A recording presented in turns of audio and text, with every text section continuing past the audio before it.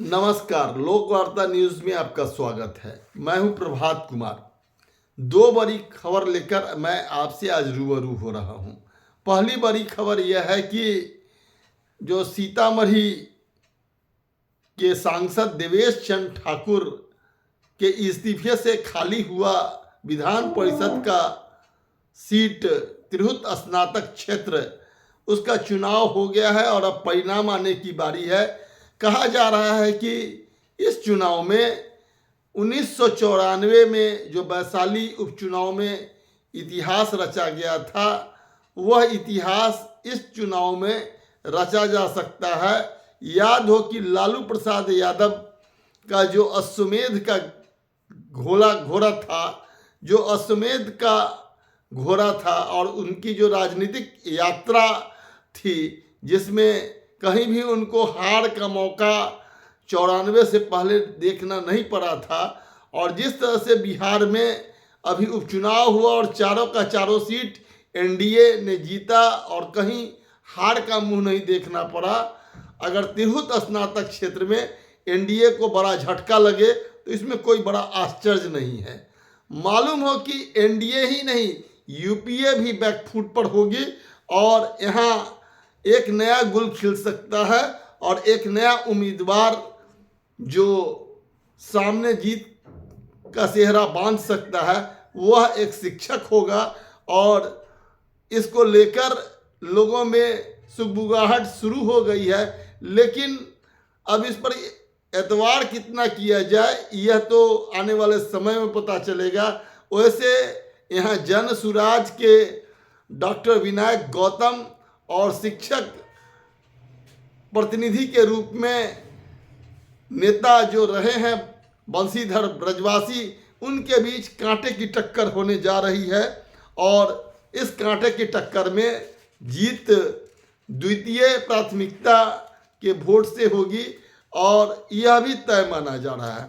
दूसरी बड़ी खबर यह है कि अंततः कुछ नेता जो बीजेपी के स्लीपर सेल के रूप में जनता दल यूनाइटेड के भीतर काम कर रहे थे, उनको बड़ी सफलता हासिल हो गई है और मनीष वर्मा जो पार्टी के राष्ट्रीय महासचिव जनता दल यूनाइटेड के थे, उनके अभियान को विराम लगाने का मौका इनके हाथ आ गया है। आज जनता दल यूनाइटेड के प्रदेश अध्यक्ष उमेश कुशवाहा ने एक पत्र जारी कर उनके कार्यक्रम पर आगे स्थगित करने का फरमान जारी कर दिया है और जिसमें कहा गया है कि कार्यकारी राष्ट्रीय अध्यक्ष संजय झा के निर्देश पर यह कार्रवाई की जा रही है। जो भी हो, मनीष वर्मा जब भी इस पार्टी में उनकी एंट्री हुई थी और एंट्री के बाद जिस तरह से इस पार्टी में भूचाल आया था, तभी से टसल जारी था और कुछ नेताओं के कलेजे पर सांप इस तरह से लौट रहा था, कुछ लोगों के कलेजे पर सांप इस तरह से लौट रहा था कि उन्हें खतरा लग रहा था कि रामचंद्र प्रसाद सिंह 2 का कोई प्रकरण जनता दल यूनाइटेड में फिर से सामने नहीं आ जाए। रामचंद्र प्रसाद सिंह की दबंगता और रामचंद्र प्रसाद सिंह की सांगठनिक क्षमता और उनका जो पार्टी में अपना दबदबा था, उससे किसी जमाने में स्लीपर सेल के सारे नेता सकते में हुआ करते थे, लेकिन आज स्थिति बदल गई है। आज रामचंद्र बाबू एक नई पार्टी बनाकर पटने में ही चुपचाप सारा राजनीतिक तमाशा देख रहे हैं और मनीष वर्मा जी बिहार के पूरे यात्रा पर निकले थे और समता पार्टी के पुराने साथियों को जोड़ रहे थे।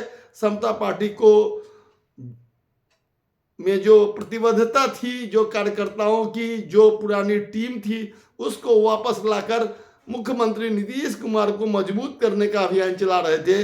लेकिन यह बात ना CM 2 यानी जो मंत्री विजय चौधरी हैं, उनको भी अच्छा नहीं लग रहा था। जो पार्टी के राष्ट्रीय अध्यक्ष हैं, वो तो मुख्यमंत्री नीतीश कुमार स्वयं है, लेकिन उनके बाद जो दूसरी कुर्सी है कार्यकारी अध्यक्ष संजय झा, उनको भी यह नागवार गुजर रहा था। एक बड़े नेता हैं जो कांग्रेस से आए हुए हैं, वो हैं मंत्री अशोक चौधरी, उनको भी यह अच्छा नहीं लग रहा था। और सबसे ज़्यादा नागवार यह गुजर रहा था प्रदेश अध्यक्ष उमेश कुशवाहा को, जो लव और कुश के बीच सीधा सीधा लव के प्रतिनिधि के रूप में मुख्यमंत्री नीतीश कुमार के बाद कुश के बड़े प्रतिनिधि के रूप में स्वयं को विराजमान पा रहे थे, और ऐसे में कोई दरार वो नहीं चाहते थे। जो भी हो, सांसद देवेश चंद्र ठाकुर के कारण जो चुनाव हो रहा है तिरहुत स्नातक क्षेत्र का, उसमें बड़ा झटका लगने जा रहा है। और इसके पीछे जो स्लीपर सेल के कुछ नेता हैं, उनका भी बड़ा हाथ माना जा रहा है। कभी इनका बोल संसद में बिगड़ जाता है और वो वक्फ बोर्ड के बिल पर कुछ बोल देते हैं, कभी मुसलमान के खिलाफ बोल देते हैं, और कभी कुछ ऐसी स्थिति पैदा होती है जिसमें चुनाव जीतने के बाद कुछ खास जो नीतीश कुमार का सामाजिक समीकरण है और जो सोशल इंजीनियरिंग है, उसके खिलाफ कुछ नेता बयान दे देते हैं। आप समझ ही गए होंगे कि ये दोनों नेता कौन हैं। फिर भी जो स्थिति है उसके कारण एनडीए को बड़ा परिणाम इस चुनाव में, जो स्नातक निर्वाचन क्षेत्र का परिणाम है, उसके सहारे उनको भुगतना पड़ सकता है। और जहां तक मनीष वर्मा का सवाल है, उनके ऊपर जो रोक लगाया गया है, उनके अभियान को जो झटका पहुंचाने का प्रयास किया गया है, तो जो कुर्मी जाति की प्रतिबद्धता जनता दल यूनाइटेड के साथ जुड़ी हुई है और जो पार्टी के प्रतिबद्ध और मजबूत नेता हैं, उनको भी मनीष वर्मा के बहाने बड़ा झटका देने का प्रयास किया गया है। और ऐसे में नीतीश कुमार को चौतरफा कमजोर करने की पूरी साजिश रची जा रही है।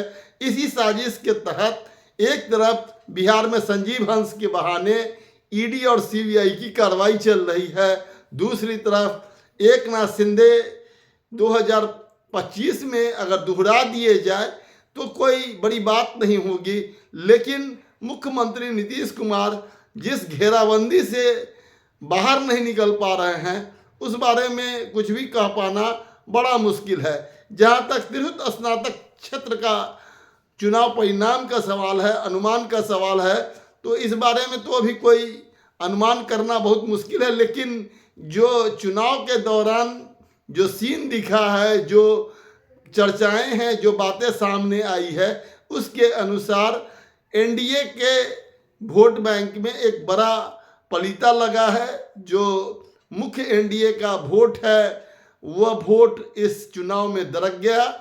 ब्राह्मण सिर्फ अभिषेक झा के साथ गए, भूमिहार समाज का 90% वोट डॉक्टर गौतम विनायक के साथ गया है, और राजपूत समाज का 90% वोट गोलबंद होकर राकेश रोशन के पक्ष में अगर बैलेट बॉक्स से बाहर आए तो कोई बड़ी बात नहीं होनी चाहिए। यही नहीं, गोपी कृष्ण को भी वैश्य समाज का 50% वोट मिला है, और ये जो बड़ा झटका है वो सबसे बड़ा झटका एनडीए के लिए है। और गोपी कृष्ण को जो झटका लगा है, यूपीए को जो झटका लगा है, वो शिक्षक नेता बंशीधर ब्रजवासी के कारण लगा है। लोगों ने उन्हें, जो पिछड़ा समाज है, दलित समाज है और शिक्षक समाज है, उसने बंशीधर ब्रजवासी पर अपना एतबार जताया है, और जिस तरह से मौन होकर, चुप होकर उसके पक्ष में भारी मतदान किया है, तो आने वाले समय में जो चुनाव परिणाम 9 तारीख को सामने आएगा, उसमें अगर परिणाम चौंकाने वाला हो तो कोई आश्चर्य की बात नहीं है। बहुत बहुत धन्यवाद। आपको अंतिम गुजारिश यही करना चाहता हूं कि अगर आपने अभी तक लोकवार्ता न्यूज़ को सब्सक्राइब नहीं किया है तो ज़रूर करने की कृपा करें, और आपका लाइक और आपका कमेंट मेरे उत्साह को वर्धन करेगा। प्रणाम, बहुत बहुत धन्यवाद।